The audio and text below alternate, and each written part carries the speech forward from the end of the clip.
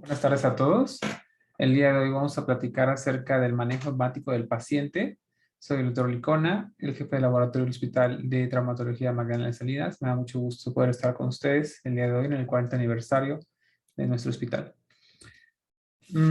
Este programa el que quiero comentar el día de hoy trata acerca de las políticas para el uso racional de la sangre. Tuvo sus inicios a partir de los años 80 por la necesidad de sangre de pacientes que eran candidatos a cirugía y eran testigos de Jehová. Entonces tuvieron que implementarse ciertas herramientas para poder evitar la transfusión perioperatoria. Entonces, obviamente esto fue evolucionando a lo largo del tiempo, de tal forma que en el año 2000 se formó una sociedad que se encargaba de esas políticas y de este programa del manejo hemático del paciente hasta actualmente, pues, hacerse una asociación internacional. Y obviamente, a partir de ahí, pues se generaron políticas para el uso racional de la sangre.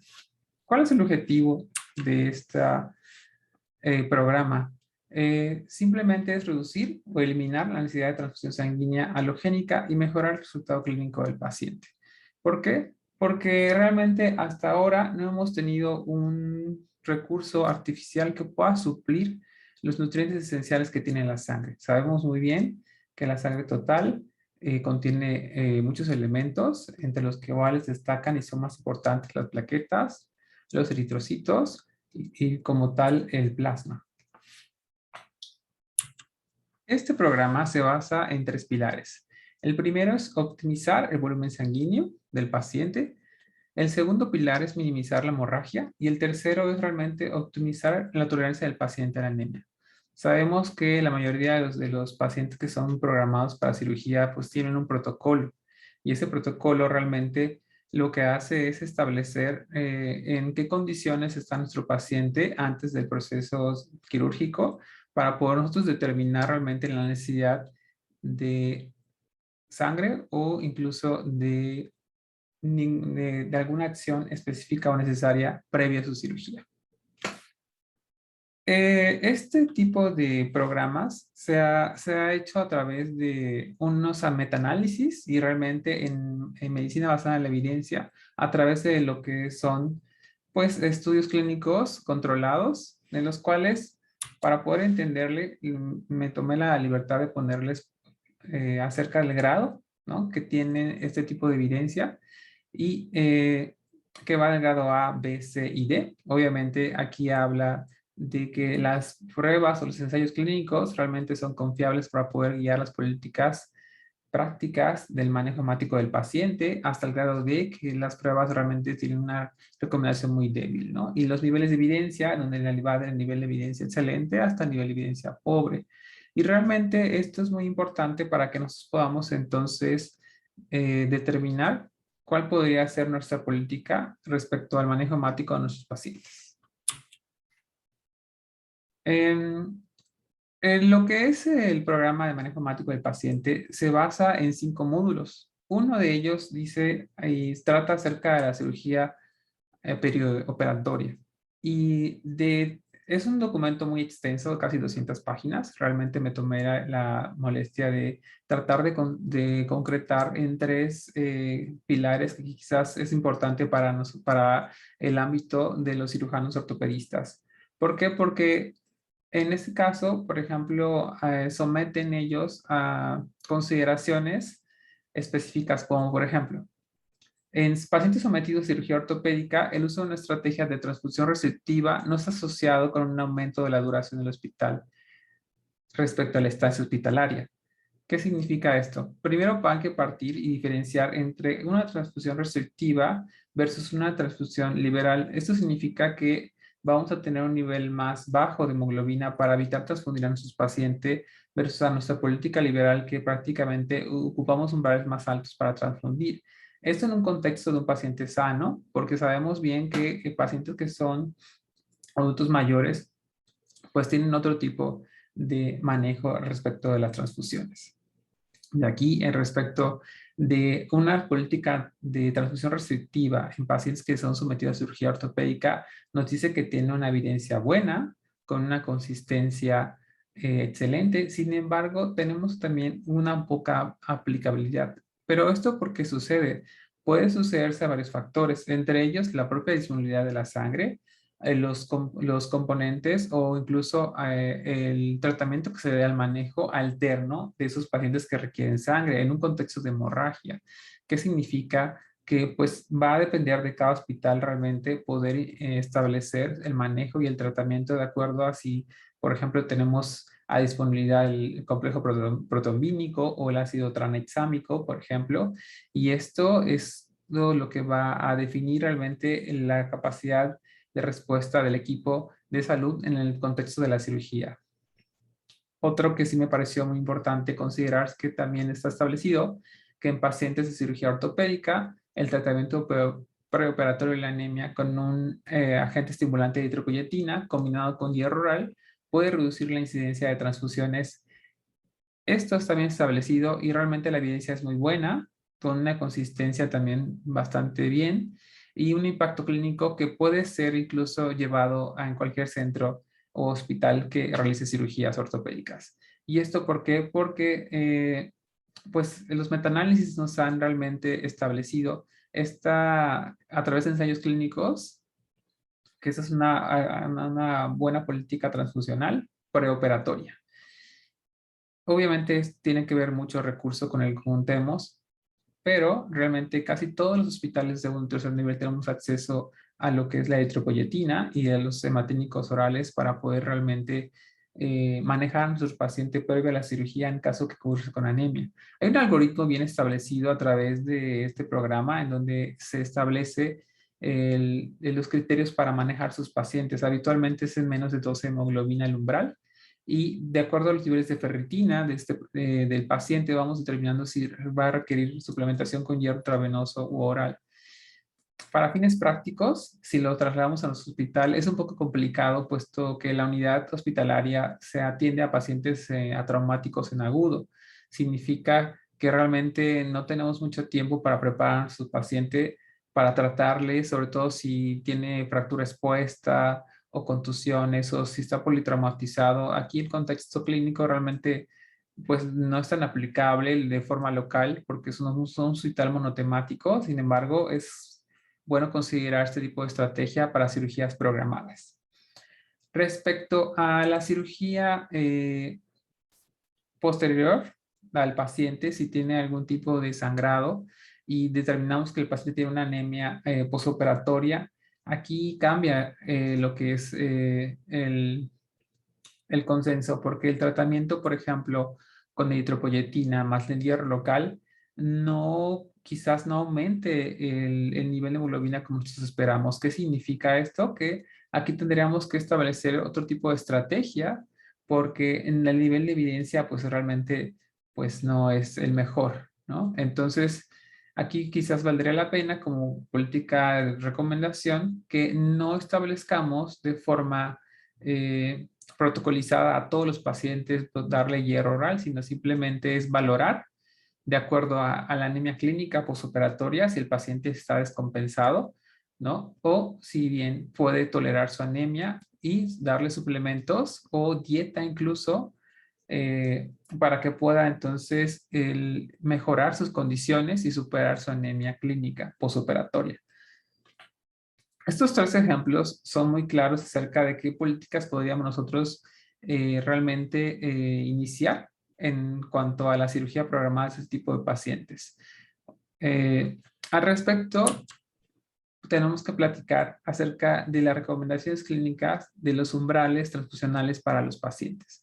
En el caso, por ejemplo, si está establecido que pacientes que tienen una fractura de cadera, por ejemplo, ellos con un umbral de una hemoglobina menos de 8, pues realmente podemos tener una política de transfusión restrictiva. Esto en el contexto de que el paciente realmente no tiene comorbilidades, ¿no? Porque habitualmente en nuestro contexto clínico de la unidad hospitalaria son pacientes de edad avanzada, ¿no? Adultos mayores que son los clásicos que se resbalan en casa, se caen en su propia altura. Entonces, realmente este contexto no aplicaría a todos los pacientes. ¿Por qué? Porque, pues obviamente los pacientes geriátricos tienen otro tipo de política transfusional, es decir, tienen una política transfusional liberal. ¿Por qué? Porque ellos son más lábiles a la descompensación de la hemoglobina, es decir, tienen una anemia clínica que es sintomática con niveles un poquito más altos en cuanto a los umbrales de transfusional. Y aquí la evidencia dice que es una recomendación condicional y ahí explicó perfectamente porque se debe de individualizar al paciente respecto a la política que vamos a tener, sobre todo considerando edad, comorbilidades, factores de riesgo y sobre todo lo que es el umbral transfusional, ¿no? Y la anemia clínica que le condicione este tipo de patología traumática que sufrió el paciente.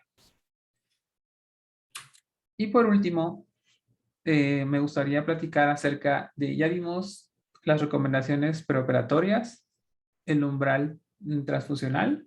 Ahora, solo una parte muy chiquita del tratamiento. Tenemos que considerar, por ejemplo, que este programa del manejo hemático del paciente considera, aparte de ocupar específicamente la sangre, sino también, por ejemplo, otros tratamientos como, por ejemplo, el ácido tranexámico para disminuir lo que es la transfusión. Y es realmente aquí, por ejemplo, en este caso, hay un metaanálisis que se ha hecho, se ha encontrado que hasta el 56% de los pacientes disminuyen sus requerimientos transfusionales con el uso de ácido tranexámico. Y esto es importante considerar debido a que realmente pues está establecido que hasta 1.12 unidades, por ejemplo, se dejan de ocupar por ocupar este tipo de tratamiento. Y esto es muy importante de considerar debido a que realmente sí podemos tener alternativas que están establecidas y que están bien estudiadas acerca de este tipo de pacientes que requieren realmente un manejo de la anemia posoperatoria. Entonces, sí es importante que lo consideremos. Quizás nuestra unidad tenga que avanzar hacia estas políticas transfusionales y sobre todo también a lo que son los tratamientos alternativos para el uso de la sangre. Y por último, les quiero platicar acerca de este artículo que se me hace muy didáctico y académico respecto a lo que es el conocimiento que tienen, por ejemplo, los cirujanos ortopedistas, respecto a lo que son este manejo hemático del paciente, este programa, ¿no? Y aquí se encontró que hasta el 50% de los que se encuestaron revisaban los niveles de hemoglobina de sus pacientes 4 semanas antes de cirugía. Sin embargo, solo el 35% trataba a sus pacientes anémicos y de esos 35%, ellos consideraban que el 99.7% de los encuestados consideraba que su tratamiento podría incidir y podría tener un impacto en la anemia y obviamente en la cirugía postoperatoria. Es decir, saben que hay que tratar al paciente, no lo tratan, pero también saben que el paciente puede tener un efecto inesperado a la hora del resultado postquirúrgico secundario a esta anemia. Es un poco paradójico, ¿no? El hecho que consideremos que si bien solo tratemos apenas un cuarto de los pacientes que atendemos, pero sí el 100% consideremos que va a tener un efecto sobre la anemia sobre nuestros pacientes. Y acá también, en cuanto a las causas a los encuestados, se refiere que, por ejemplo, ellos consideran que hay una falta de infraestructura en el 76% de los casos y tienen falta de tiempo. ¿Por qué? Porque la mayoría de sus pacientes tienen que ser programados en el transcurso de 2, 3 semanas máximo, ¿no? Y si lo transportamos a la unidad hospitalaria, pues es más complicado, puesto que como nuestro hospital es monotemático, tratamos siempre o los cirujanos ortopedistas tratan siempre de programar sus pacientes de tal forma que en menos de 7 días ya se encuentra operado. Entonces, sí es importante considerar también este punto. Y también el 61% de los encuestados consideran que un umbral de menos de 9.9 gramos de hemoglobina es un criterio para que ellos valoren diferir sus cirugías o demorarlas.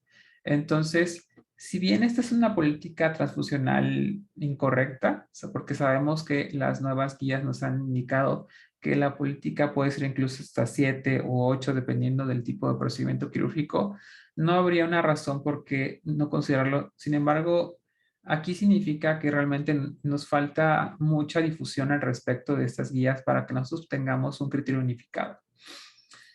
Y otro punto que me pareció muy importante es que el 22% consideraría transfundir a su paciente preoperatoriamente sin tener un síntoma clínico el paciente y estar clínicamente estable. Es decir, tener una política de sobretratar también tiene un riesgo y eso es importante considerarlo para los fines transfusionales, ¿no? Y por último, sí me les quiero comentar que sí es importante de que este artículo nos refleja realmente que sí existe una variabilidad, que sí existe una diferencia en cuanto al conocimiento de nuestras prácticas transfusionales a nuestros pacientes y es muy importante que nosotros podamos incidir sobre este tipo de políticas transfusionales. ¿Por qué? Porque al fin y al cabo la norma oficial mexicana nos dice que realmente el paciente que está a cargo de su médico tratante y el médico tratante es quien debe saber primero los criterios y las indicaciones específicas y también ocupar políticas racionales para el manejo de sus pacientes para efectos transfusionales. Significa que tenemos que ser muy juiciosos y ser objetivos para tratar de manejar a sus pacientes y que entonces ellos tengan un mejor éxito sin necesidad de transfundir. Y recuerden que la transfusión no es la que no se realiza, la mejor transfusión es la que se vigila. Por lo tanto, es muy importante que no solo es transfundir un paciente, simplemente es saber indicarlo, saber manejarlo y sobre todo saber vigilarlo. Muchas gracias por su atención.